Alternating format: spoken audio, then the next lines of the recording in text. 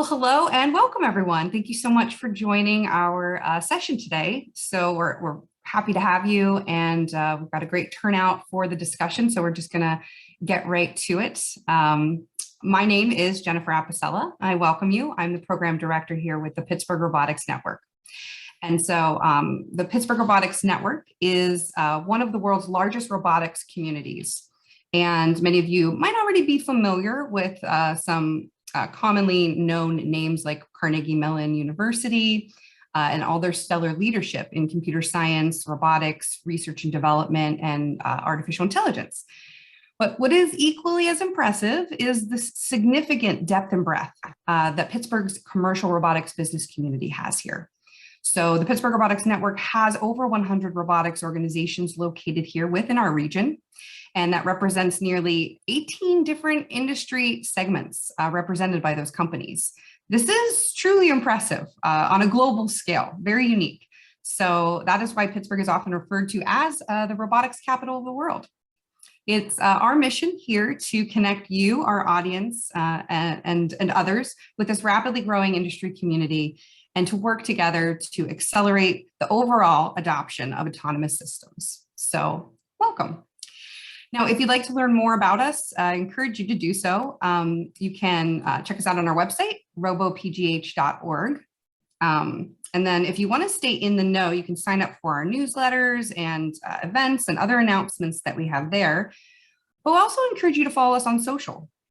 So we're very active on LinkedIn and Twitter, those two accounts. And so if you want to go ahead, as a matter of fact, we made it really easy for you. There's a QR code. You can just, you don't have to click anything or go to a URL or type anything. You can just hold up your phone, scan, it pops you right to our LinkedIn, and you can follow us and stay, right on top of all the latest stuff coming out. So we're also pretty active on there. We post all of our activities, and we encourage you to tag us, share, like, and we'll engage with you as well.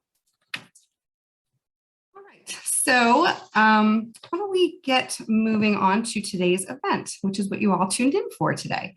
So today is our Robotics Talent Spotlight. This is a series that we do, a virtual series where we get up close and personal with these individuals who are working at the different companies that we have here within our ecosystem.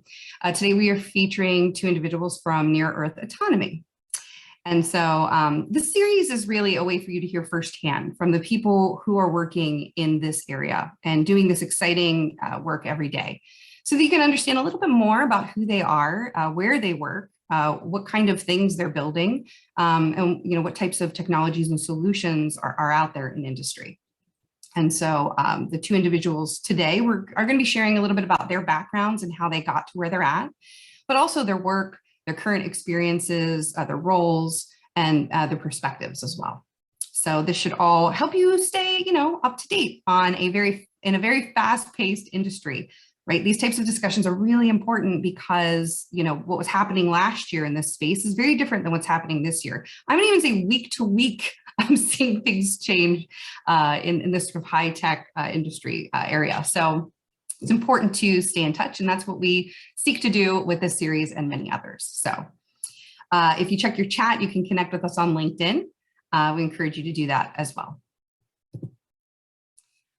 All right, and before we jump into the discussion, I just wanted to pause for a minute to thank our leading sponsors for our organization. So these organizations that you see here are the Pittsburgh robotics community, right? These are leaders in their fields. We've got some academic and research superstars here, like the University of Pittsburgh and one of our founding sponsors, Carnegie Mellon University. And they're both very strong in generating top talent that is just flourishing throughout this region. We also have Denton's Global Venture Technology Group, JP Morgan, Cowen, Harris Williams, and Cascadia Capital. And these are our global business growth leaders and valuable partners with our companies in the robotics community as well. So, and then of course we have our leaders in autonomous development, notably autonomous vehicle development like Argo AI and Aurora as well. So thank you so much to these organizations who have made it possible for us to bring this conversation to you. And then of course, thank you so much to today's event sponsor, Near Earth Autonomy. So Near Earth Autonomy is a fantastic organization, and their technology allows aircraft to autonomously take off, fly, and land safely with or without GPS. So their solutions enable aerial mobility and inspection applications for partners in commercial and defense sectors. Near Earth Autonomy bridges the gap between aerospace and robotics with complete systems that improve efficiency, performance, and safety for aircrafts ranging from small drones up to full-size helicopters. So I encourage you to check out their website, which the link is in the chat. And also, if you're interested, they are hiring right now, and they have a lot of exciting positions available. So you can also explore those career opportunities via the links in the chat as well. All right. We're going to go into today's panel discussion. Just to give you all a little information, today's session is scheduled for a full 60 minutes. So we will allow, after these welcome remarks, we'll go right into the discussion, and then we'll allow some time near the end of the discussion to take some questions directly from you. So you, our fantastic audience, I would encourage you to enter any questions that you have into the Q&A feature in Zoom. So if you look below in your toolbar, you should see a button that says Q&A. Please use that instead of the chat. But you can enter any questions into the Q&A area. We'll queue those up. And then when we pause for questions at the end, we'll pull the questions from what you've submitted. So don't be shy. We welcome all your questions, and we encourage you to just submit those to us. They'll be viewable by myself, and we'll be able to give those to our panelists.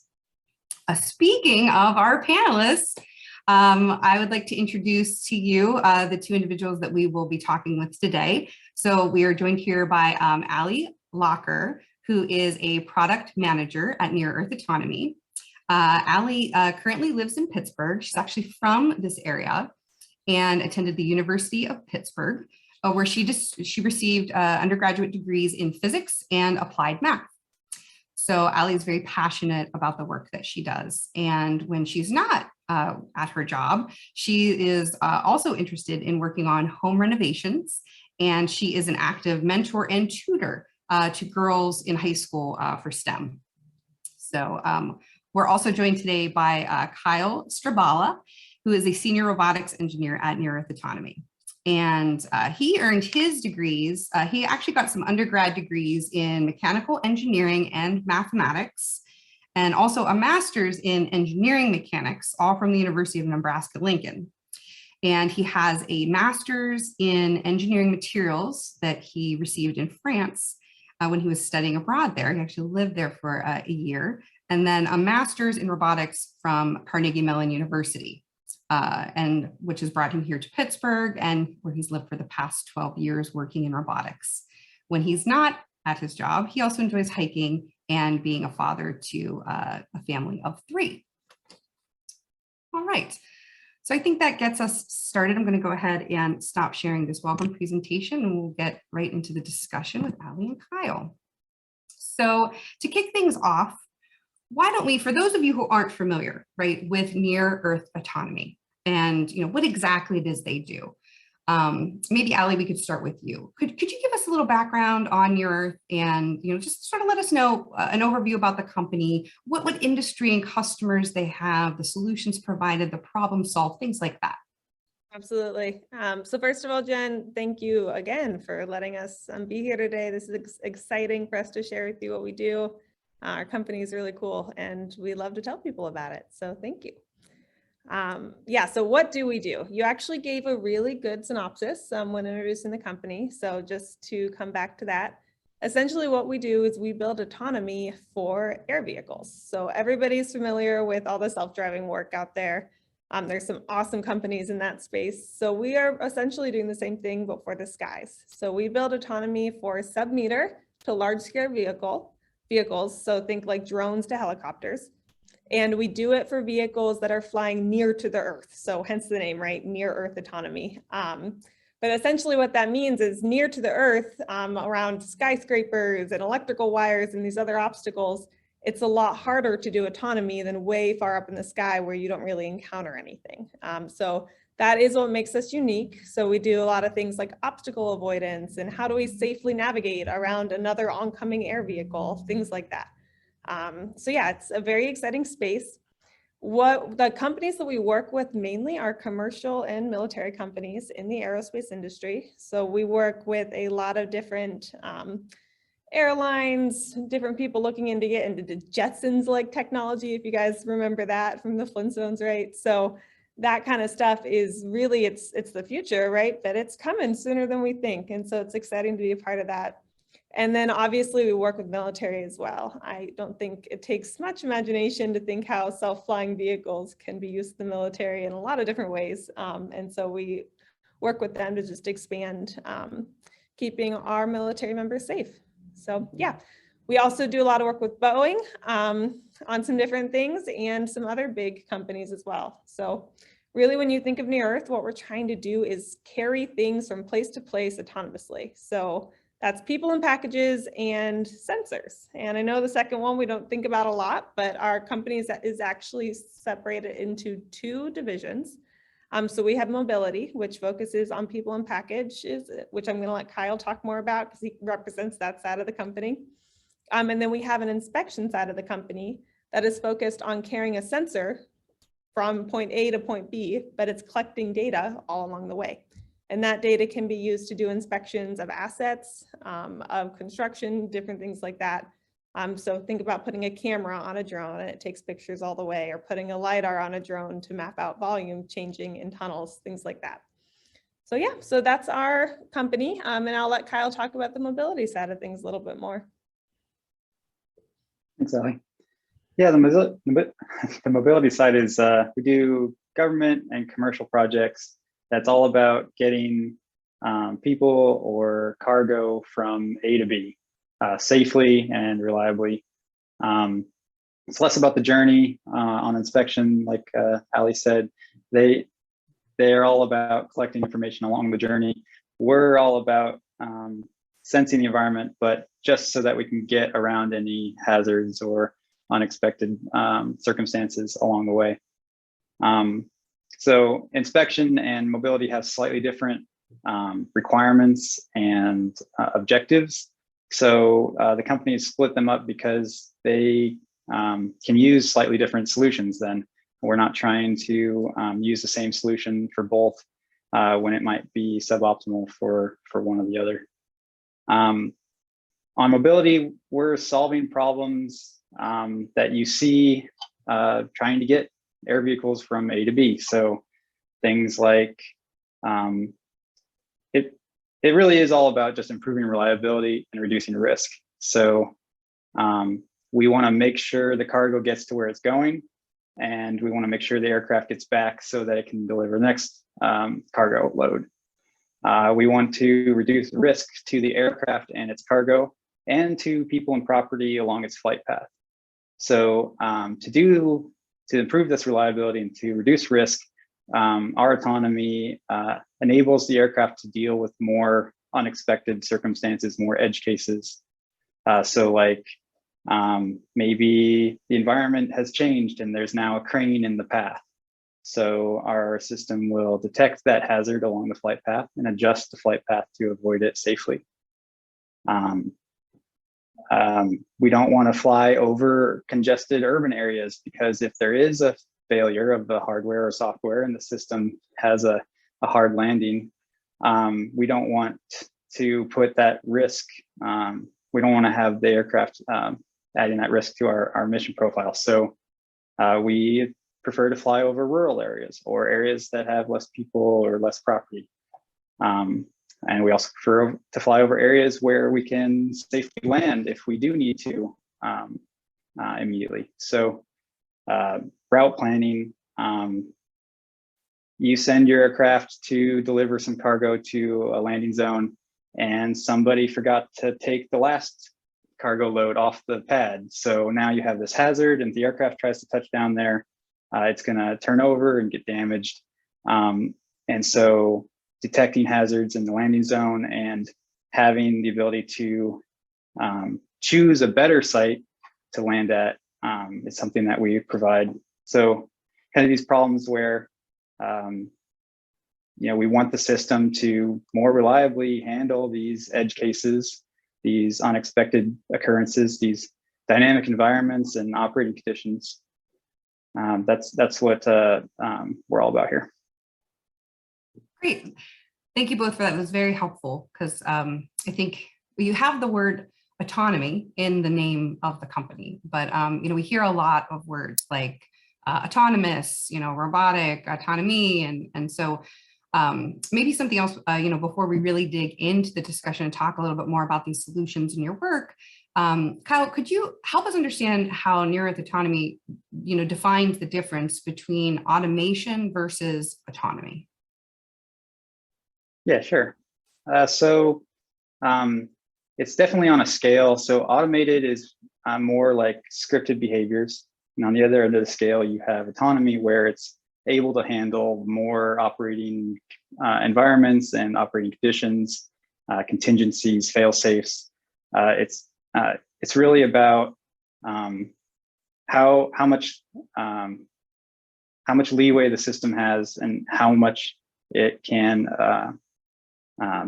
do to mitigate unexpected occurrences. So an example of an automated cargo delivery would be an operator puts in a set of waypoints and the aircraft follows a line between each waypoint and then lands and delivers cargo. So that's an example of an automated mission. An autonomous mission is the same input, that list of waypoints, but the aircraft is allowed to deviate from that straight line path to avoid hazards, to deal with these unexpected circumstances. Maybe it has a motor out condition where it has limited flight control ability and it has to land soon because it can't fly reliably with one motor out. So our autonomy allows it to pick a site that's close enough that it can get to, and minimizes the risk to the aircraft and people and property on the ground. So that's kind of an automated one. Maybe it encounters a motor out problem and it just vertically descends, or it cuts its motor and just ballistically falls to the ground. So that's the difference between automated and autonomous. That helps. Thanks so much for that. Now, we hear a lot about these machines, right? Or these aerial vehicles, these aerial solutions, and that their safety, that's a priority, and you're automating. And so there's a lot of talk about machines. And so often, right, in robotics and automation and autonomy, I think it's important that we talk about the humans, right? So we're going to talk to each of you about the actual humans who do this work, but the solutions and the value that this work provides to humans, to humanity, right? Whether it be in the business community or the general population. Alli, can you help us understand sort of what is the human role in all of this, right? How are the Near Earth Autonomy solutions complementary to helping humans, and in what ways do they help humans? Yeah, absolutely. So one thing we believe at Near Earth Autonomy, right, is you don't just engineer for engineering's sake. You engineer to solve a problem. And for us, that really means helping humans in our world. So one thing about being a autonomous air vehicle company, right, is we are usually working at height in hostile environments that maybe humans can't get to, things like that, where it's going to be very unsafe for the human to do the same job as maybe our vehicle that we're automating, right? So that is our biggest advantage here, is really safety. Also, getting something up and flying is extremely efficient. So I'll just give you some examples from inspection.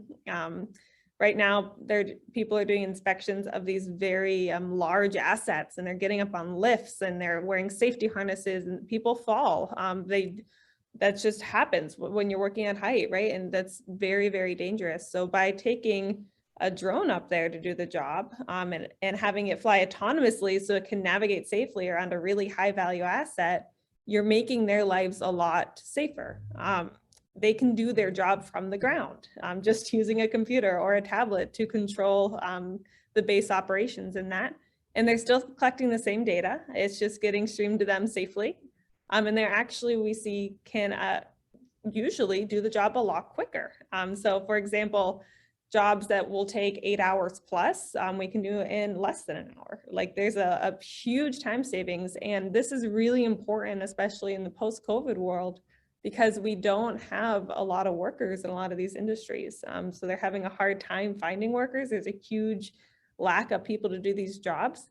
So people are overworked, and obviously that affects, like, especially inspections, because when you're overworked, you're tired, and you don't do as good of a job. So it's really making sure that the quality, we're enabling people to do their jobs to the level that they want to, because we're taking that demand off of them by allowing them to do it quicker. So yeah, and so that's a lot on inspection. The other thing, especially for mobility, is, and especially in the military, my goodness, is a lot of times our payloads are being carried into places that are dangerous for humans to go to. So think about a hostile territory, right? And you have to deliver blood to so troops on the ground in enemy territory. Like, we have solutions that can do that without endangering pilots. So that's the types of things that we're working on here, making sure that people are safer, and that we do things quicker and of the same degree of quality, if not more, than what's happening today. That's great. Thanks for that. Yeah, yeah, these machines often get center stage. And so making sure, these are human-centered solutions, though, at the end of the day, right? These are meant to augment and assist humans for better outcomes. So that helps, I think, me, and I hope everyone else understand for sure a little bit more. But back to that human part, right? So you all, right? You're humans, you work with these machines every day. So what I'd like to do now is, now that we have a better understanding, I think, of your company and what your company does and who it helps and why, I'd love to hear from each of you. I mentioned in the introduction, your names and your job titles and your background. But I'd like to dig into that a little bit more, because in this sort of modern high-tech space, we see words like, robotics engineer, or, engineers in general, or product manager. We see these titles pop up all the time, but from company to company and from industry to industry, we see a lot of difference or variation between them. So, and I'm going to let either one of you begin, but if you wouldn't mind, just can you share with everyone here, sort of what exactly you do? Like, so mention your job title again, right? And what that means. And tell us a little bit about what that means to you. And that's on the day-to-day, right? What does a product manager at Near Earth Autonomy do every day, or a senior robotics engineer on your team do every day? Give us some examples and just help us understand that. Yeah, I can start us here. So I'm a product manager. And what that means here at Near Earth is really a lot of things. So we're a very small company, right? So that role takes on a lot of meanings here. But essentially what that means at the base is I'm helping to lead our team, specifically the inspection team, on figuring out what the right product is to build in the inspection space for the right markets. So there's a million problems to solve, right? And product manager, my job is to make sure that we're picking the right features, the right solutions, and the right timelines to make sure we're solving the right problems, the ones that really need solved today, and that can be solved today because the regulatory environment is in the right position, because people are ready to adopt these things, right? That is my job. So that's a very high level. And what that means, it's a lot of analysis from the business side, right? It's looking at market trends, competitive analysis, figuring out, can a product be viable in the market, that kind of thing. But it's more so road mapping, right? What features do customers want? Doing A/B testing with them to figure out if we add this feature, is it going to help you do the job better, right? It's really going back to that human thing. I'm making sure we're designing for our customers. And again, not just for engineering's sake. We can make a lot of cool things, but we want to make the right cool things to solve the right problems.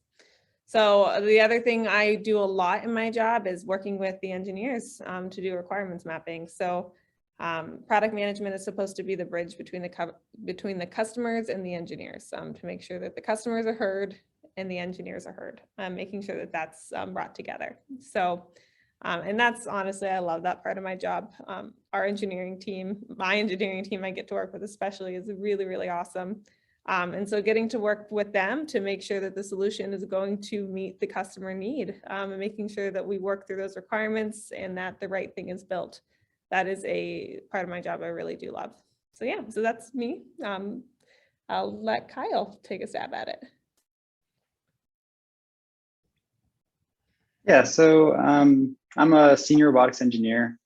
At Near Earth, that can mean I could do any number of things. So you could be like me as a technical lead, so leading external projects, being responsible for completing their technical objectives on time, on budget, and demonstrating them to our customers and then delivering them those systems. Other senior robotics engineers can be experts in various fields like perception, planning, control, state estimation. They're more like subject matter experts. They dive deep on their field and then lead work groups or just that expert in the company who you can go to and ask questions, and they can give you the big picture really quickly. So more about me. So I have a few hats, a few roles at Near Earth. My primary one is being a technical lead for external projects, mainly on government logistics programs. I'm also a team lead for the Autonomy for Logistics team. I'll describe that a little bit more. I'm an engineer sometimes, so sometimes I do get down in the weeds and do engineering. And then I'm a supervisor. So at Near Earth, we have an org chart where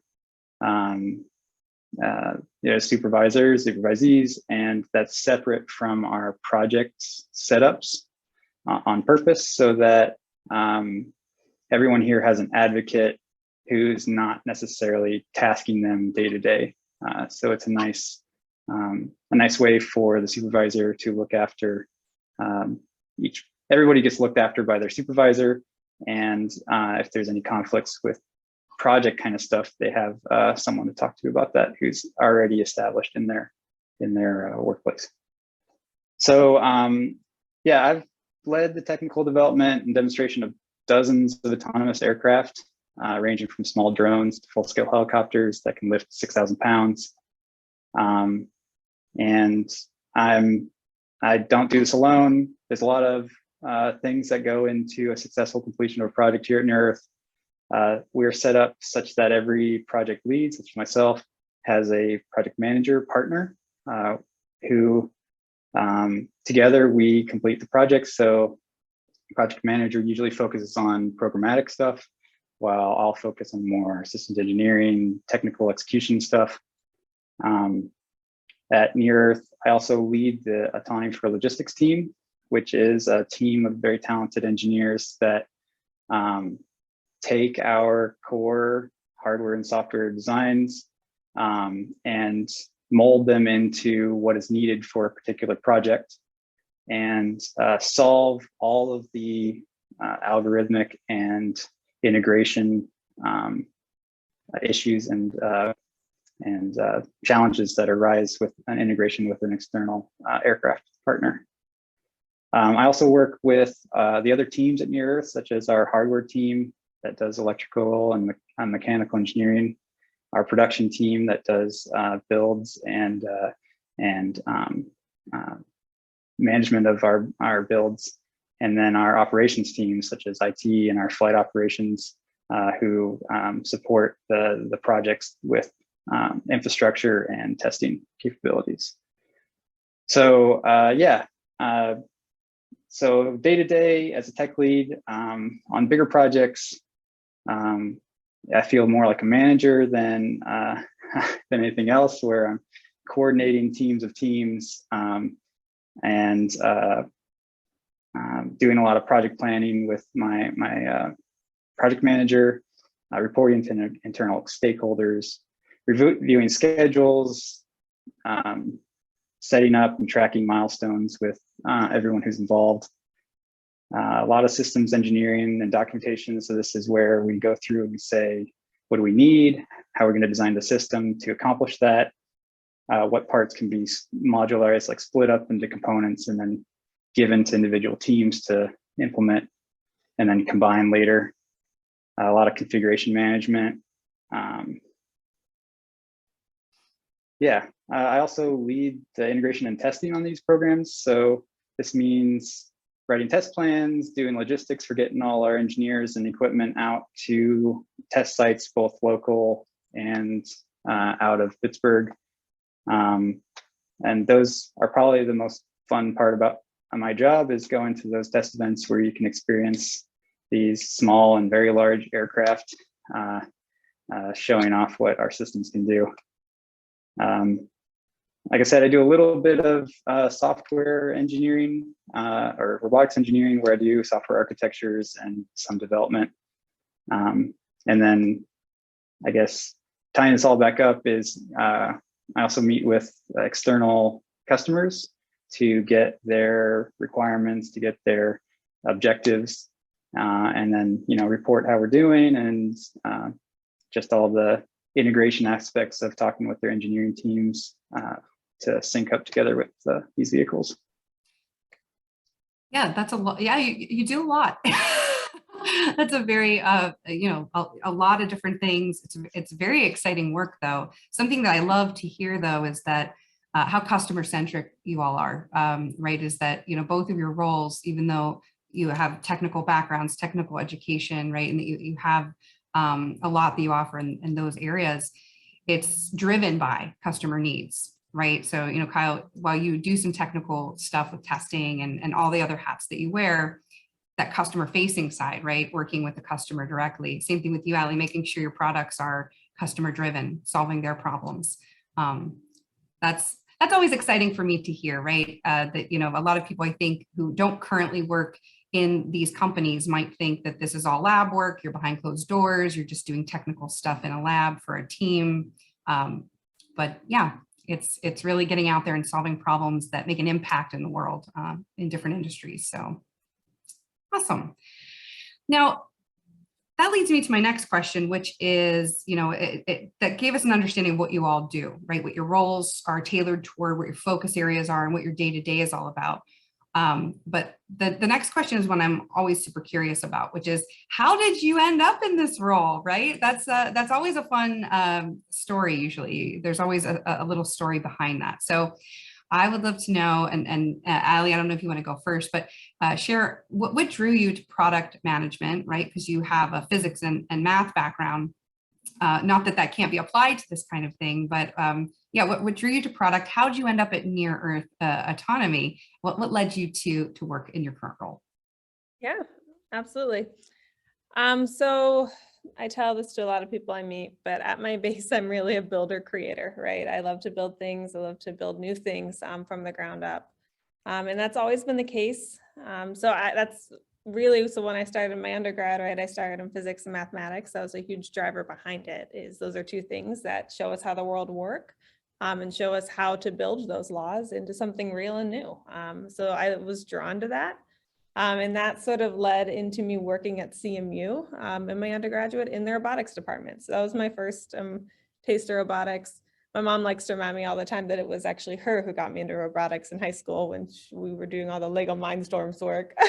But that was my first professional experience there. Not that those programs aren't really awesome too in high school.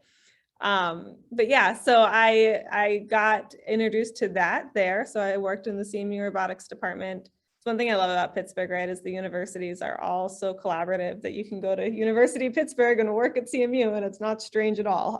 It's a really awesome thing. But from there, when I graduated, I took that robotics knowledge and got a job in software consulting. So yeah, I don't really know how I ended up there. That was just sort of throwing a stone and landing a job kind of thing, but really good experience. So I worked there for a long time doing commercial software for some really cool companies.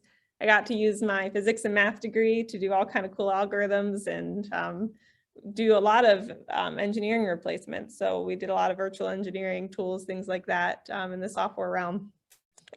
But as much as I love that, it was not fulfilling for me because I didn't get to build something, right? I was building things for other people and usually finishing problems or starting problems and handing them off. But I really wanted ownership of what I was doing. So I started looking, and I remembered my love of robotics I found in college, right? And so I started to look at some of these robotics companies, and I was really drawn to Near Earth because let's just be real, flying, like self-flying air vehicles, it's like really cool. So that's sort of what got me in the door, was just, it's a cool problem. And then I was just amazed by the culture here. And so I really wanted to work here. And so I started here as actually a full stack software engineer. So working on the user interfaces to talk to the robots. And within a year moved into product management when there was an opening, because it was a natural fit for my personality, right? And what I love to do. So yeah, so here I am today, doing the best job I can with a really good team. But yeah, that's me. Thanks for sharing that, Alli. Kyle, what about you? How did you end up at Near Earth? What brought you here? Yeah, like Alli, I did wander a little bit before I got to where I am. I started as a math major and found it too abstract. So then I switched to adding on the mechanical engineering just because I wanted to be more real world applications. In undergrad, my advisor, who I worked in his lab, had this nice program where you could spend a year at University of Nebraska, spend a year in France, and get 2 masters. And it's funded in France, and it was enough that I could bring my wife along without incurring too much debt. So that was a slam dunk for us. We spent a year in France. I also went to school while we were there and got a master's. And then I came back, and I realized that while I liked the mechanical engineering, engineering mechanics, I was drawn to the actual testing a lot. And what I found was it was the automation of testing, the setup of the tests that I was drawn to, like executing, setting up systems and executing tests. So I started working in a robotics lab at University of Nebraska. And I designed surgical robotics that do laparoscopic surgery. And my advisor there said that you should go to school so you can get trained on this like for real. So that's why I came to CMU and got a master's. I definitely gravitate to quality of life applications. So I want to make systems for the real world that will make somebody's quality of life better. So after I did my master's at CMU in human robot interaction, I went to NREC and worked on the DARPA disaster response program called the DARPA Robotics Challenge. This is where humanoid robots attempted to do disaster relief activities in an urban disaster urban environment. So that was fun. I definitely got my feet wet on systems and software engineering there. And then I found out about things that were happening at Near Earth. I had some friends here. They really liked it. I flew model helicopters as a hobby, little RC helicopters.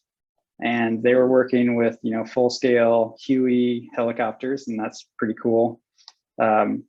And from a quality of life standpoint, these military logistics programs, they're designed to get supplies to people who need them, to our soldiers on the front line who need them, like right then: blood, batteries, Band-Aids, bullets, all that stuff, water, and they, if it's unmanned, they don't have to put another person at risk to do that. So that kind of resonated with me from a making people's lives better kind of aspect. So I came here to Near Earth. I started out as a robotics engineer doing robotics algorithms for that, for the Huey, the unmanned Huey program. And eventually I found out that I'm very good at system level technical leadership. So planning out systems and designing them and getting them to completion. So that's how I got to where I am. And I find my job very rewarding with the experiences I get for on these projects. That's great. Thank you both for sharing that. I always think it's important, right, to touch on that, like why we're all, what led us to our current places, right, that we're in, and why. I think it's always a helpful journey to share. You touched on this a little bit, and I don't know if there's any more to elaborate on for either of you, but, Pittsburgh has over 100, robotics organizations, and, we have over 18 different industries that these robotics are applied to. These are real solution providing automated machines, intelligent automated machines. And so, you mentioned, Kyle, in your background, about robotics and surgical robotics, which is, very, very impactful in society, as well as, Alli, you said you had explored some robotics as well. With all of the depth and breadth that we have here in Pittsburgh and all the different companies, right? You can do agricultural technology robotics, healthcare robotics, warehousing and logistics robotics. I mean, all these things are impacting lives, autonomous vehicle development, and last mile delivery, just so many things. Why aerial robotics? What specifically spoke to you about that particular type of industry application? Kyle, you touched on it a little bit because of the impact, right, with the logistics and military and mobility and stuff. Alli, I don't know if there's anything specifically that spoke to you.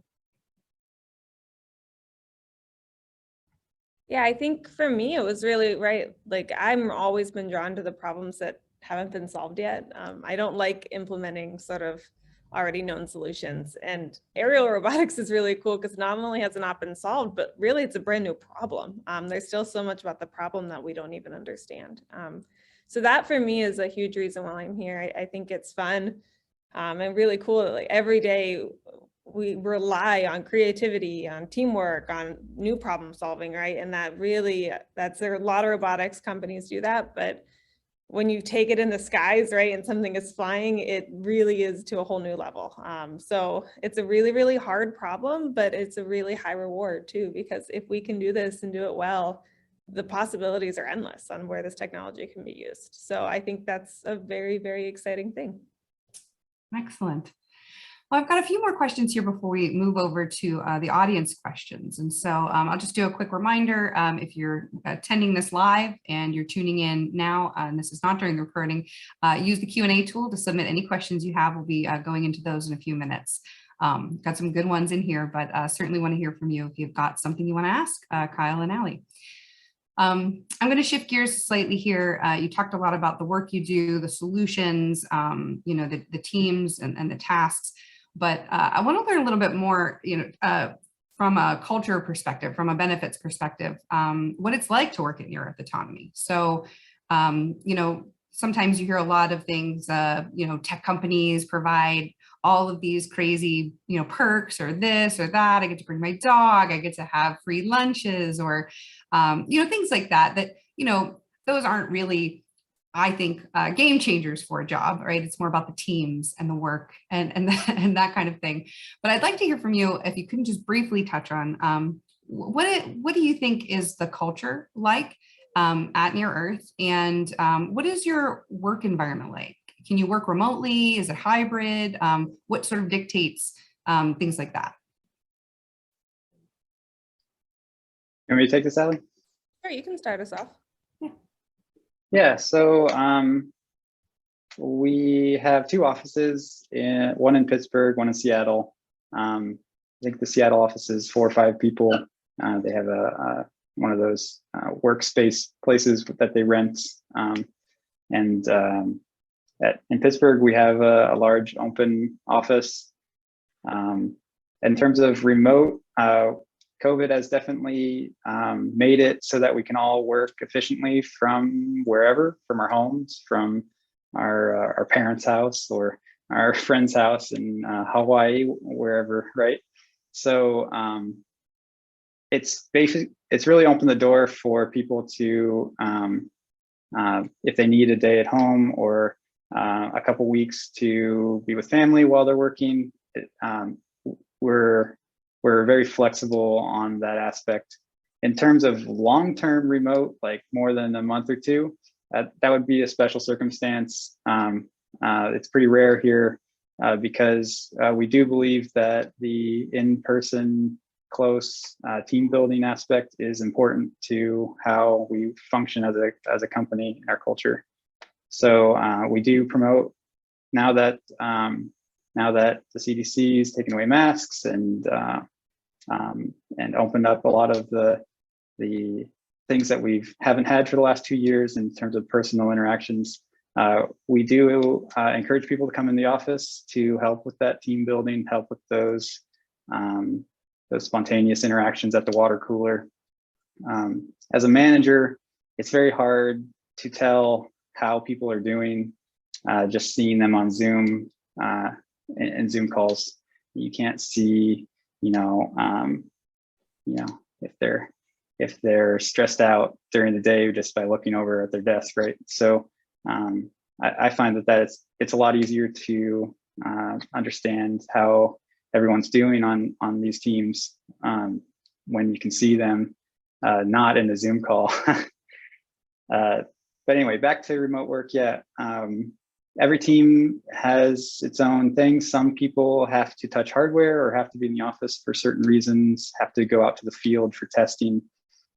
Those people won't be able to do that work remotely, of course. So depending on your job, you might have to come in some or all the time. But on the software side, yeah, we on my teams, people do take days at home because they feel like they can be more efficient there. They can get more focused on a certain task, get more done, or they want to visit their parents for a week while working. And we definitely support that to some extent. I think flexibility. Yeah, lots of flexibility. Great. Yeah, and generally, I think it's just a very supportive culture, right? People are watching each other's backs. Like we have a little encouragement channel just to high five people for work well done. And like the things that are celebrated on there, they're like, yeah, a lot of times they're technical things, but generally it's, hey, thanks for helping me take the paper towels out of my car. Or like, thanks for watching my kid today when I spontaneously had to bring her into work because my daycare got canceled, right? Like those little things, and which I think is really cool. It's just a very supportive, awesome culture. That's always good to hear. And I think in supplement to that, right? So culture is great, but what about the benefits in terms of professional development opportunities and growth? I think, as a human, you want sort of a lot of different things out of a job, but definitely you want a company to, one, you want to feel accepted there, you want to feel welcome there, you want to feel supported there, whether that be through, flexible work schedule, great teams, really supportive management, that kind of thing. But the other side of that is how to ascend, right? Does Near Earth offer a lot of opportunities for you to change roles, to ascend into leadership at all? What kind of things are offered there? Absolutely. I can take this one because I actually did that, right? I moved around a lot here at Near Earth. But yeah, so our management is very supportive of you figuring out what you're good at and doing that well. So whether it's moving from full stack engineering to product management or into management like Kyle did, right? That is something that they have their eye out for. I can see our CEO from my desk, right? He sits right with us in the office. They know us well. My COO asks about my husband, right? And making sure he's doing well. So it's one of those things that everybody wants to get to know you, what your goals are, and make sure that those are made possible. So yeah, definitely a very supportive community. In terms of just being a woman, right? That's always a question that gets asked to me of a woman in engineering.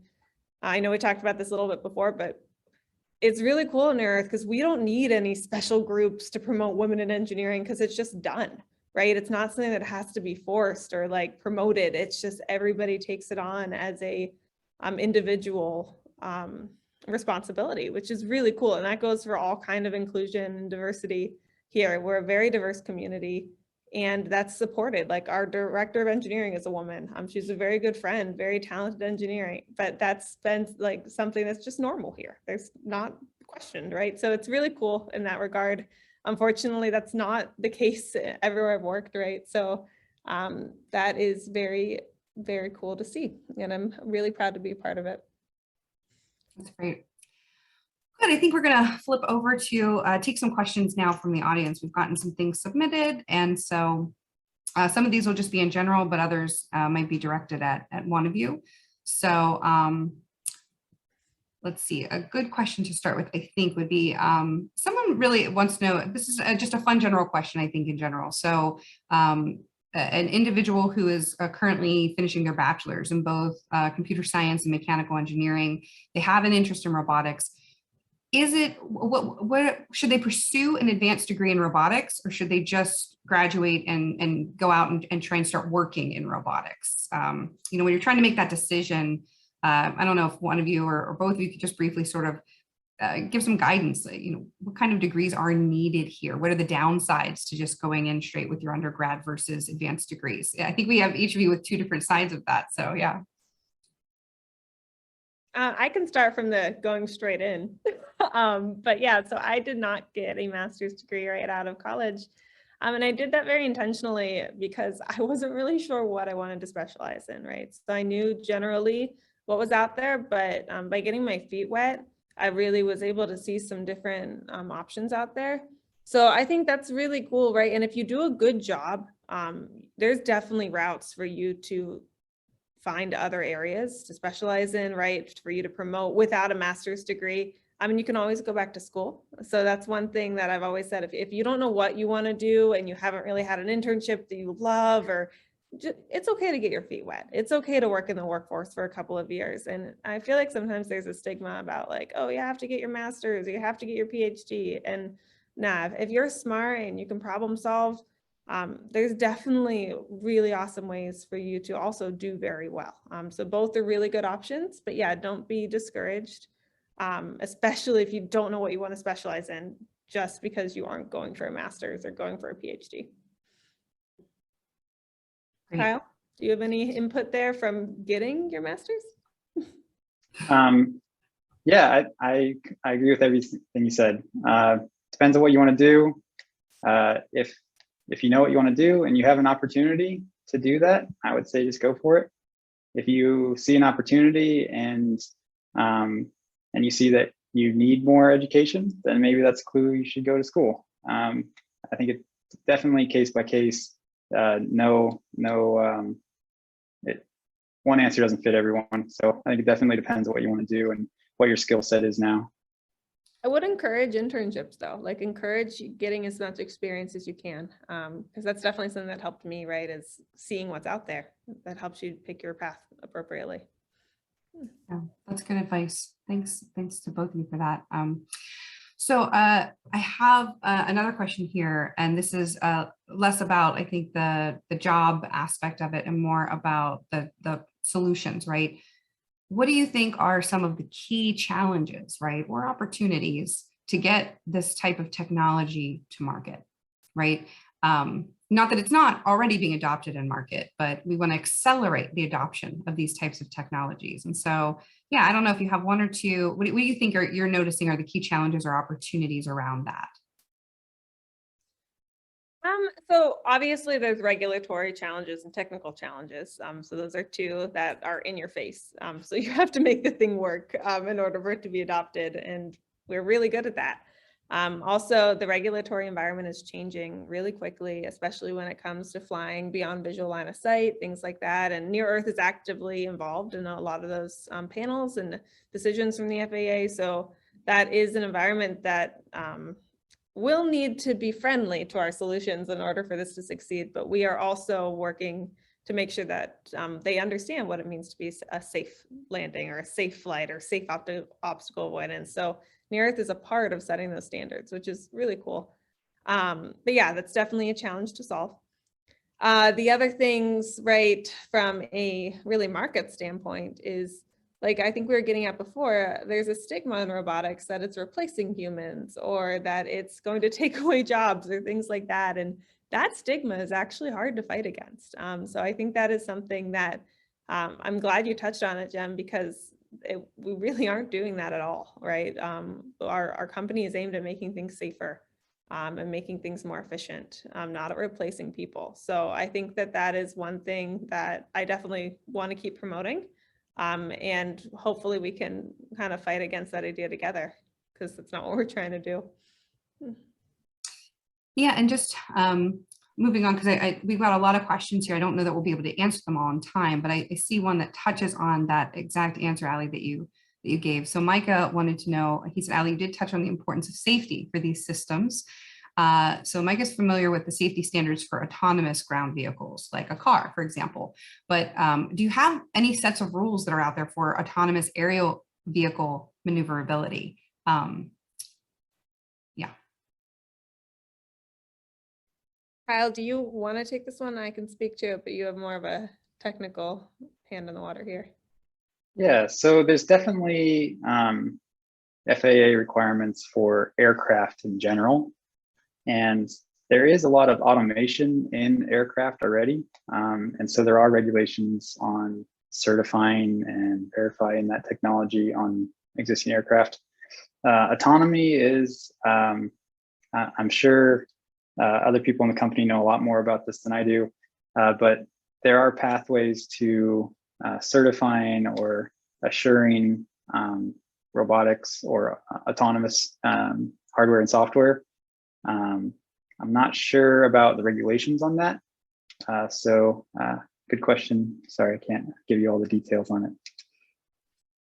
And I want to say thank you for the people in the ground industry, because we reference a lot of what you did, right? Because that was started a little bit before. We tried to fly aircraft autonomously. We've been able to use your standards and iterate on them. So a lot of what we do is also developed from those standards. And yeah, fortunately, we have an active member of the FAA to work with, right? It is a very highly regulated industry. So everything goes through regulations. We can't get around that. So that is one thing where every safety case, every redundancy case is looked at on a case-by-case basis based on the problems that's trying to be solved. So yeah. Yeah, it's funny because it's groundbreaking stuff, but you're not really, there's no ground involved. You're above ground. So yeah, ground lifting stuff. We hope there's no ground involved. Well, that's exactly right. That's exactly right. When you do it right, there shouldn't be. Okay, and then just a final question here. We have a lot of questions, but I think this one's important, and this would be directed to Alli.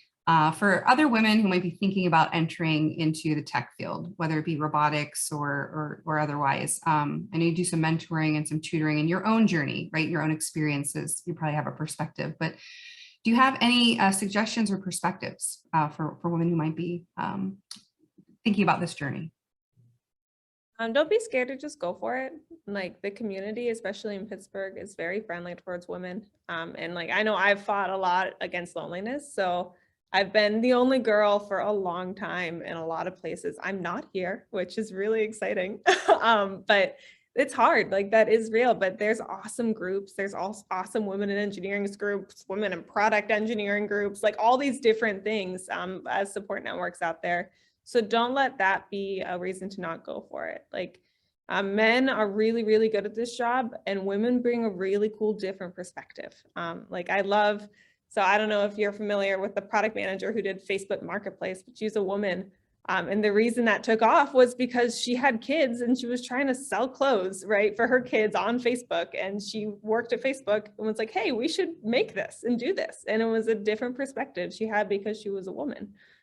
So I think we definitely need that. And I'm really excited to be a part of that. But yeah, just go for it. Don't be scared. Don't be discouraged. I've only had support from my team members, male, female alike. So yeah, I think just go for it. That's my advice. Well, great. So I believe that brings us to the end of our discussion today. So this was a really fantastic, I think, journey and exploration. So I want to thank you both, Kyle and Alli, for just sharing your time, your thoughts, your perspectives, your experiences with everyone. I think it was really, really insightful and helpful. I know I learned a lot about, I knew a good bit about your organization, about your company and the solutions, but it's always good to learn more and to hear more. You both inspire. I think you're right. You had two very different paths, and you ended up in a similar, place on different roles in the team. And so I just want to thank you both. Thank Near Earth Autonomy for helping us to bring this conversation forward. And this is just a reminder to everyone: if you or someone might be looking for in a career opportunity and it all seems intriguing or exciting to you, check out the links that were posted in the chat just a bit ago. The website is available, the career pages are available, some jobs are listed there as well. So it's exciting to be part, I think, of what's going on in this space right now. I know we've got a lot of different robotics and automation solutions here in Pittsburgh. I'm proud to be a part of this network and of this region. So yeah, so just thanks to everyone again for your time. I wish you all a good morning, good evening, good afternoon, whatever time of day it may be for you, wherever you tuned in from. Thank you for joining us and take care.